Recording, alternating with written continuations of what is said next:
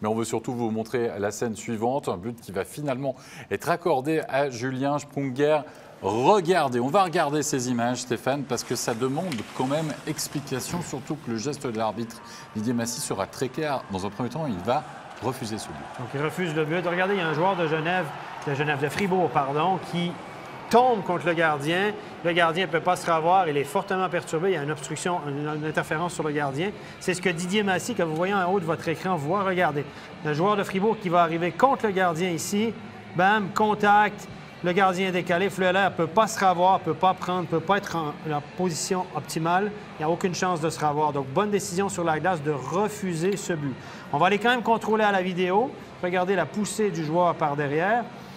Donc, ce qu'on va aller faire, on va aller à la vidéo et puis on va revenir sur la décision parce qu'on a estimé que c'est le joueur de Fribourg entre en contact avec le gardien sur la faute parce qu'il a été poussé finalement par le défenseur de Zurich.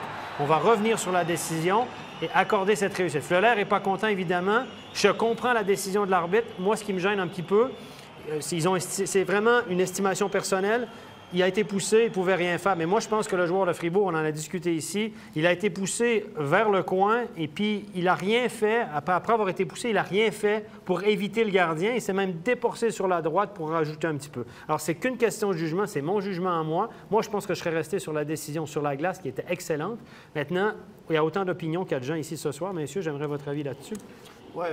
Je veux dire, moi, qu'est-ce qui me dérange sur le but qui a été accordé sur cette séquence, c'est que le joueur de Fribourg ne fait aucun effort pour pouvoir se dégager et ressortir de l'espace réservé aux gardiens de but. Et puis, on voit également le gardien de Zurich, qui est Fleuler ce soir, qui n'est pas libre de mouvement pour pouvoir intercepter le tir qui vient en sa direction lorsque le but est marqué. Alors, on est en pleine zone grise, messieurs. Ça faisait longtemps. Exactement en pleine zone grise.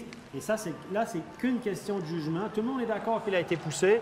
Parfait. C'est l'opinion des arbitres. Il a été poussé, il ne pouvait rien faire. Moi, je pense qu'il aurait pu, en tout cas, éviter le gardien, ce qu'il n'a pas fait. Mais c'est une question de jugement. Il n'y a personne qui a tort sur cette décision-là. On doit respecter la décision des officiels. Ouais, décision des officiels de valider donc ce but pour Fribourg-Gotteron, un partout donc après 40 minutes de jeu.